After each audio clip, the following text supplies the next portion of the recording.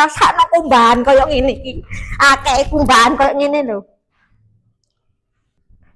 Sampeyan iku penggawean iku kok apean tok kumbahan iki lho. Wis musim mudan solan salin kumbahan iki ora gelem mbah-mbah. Dan kumbahan lho Mas.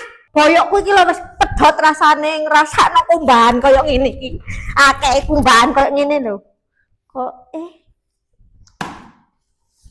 wis tak kumbahi dhewe Mas. Tak kumbahi dhewe. Sampeyan njaluk kopi apa anu? Sego goreng, mie soto, rendang, njaluk apa Mas? Njaluk apa? Mumpung cuacae panas tak ndang mbah ambil tak gaekno panganan. Koncone HP-an iku lho. Ya. Sabar sik. Kumbahan sakmene ya. Kecil. Mancet wong wedok. Ro dhuwit ya. Ungu terong motoe.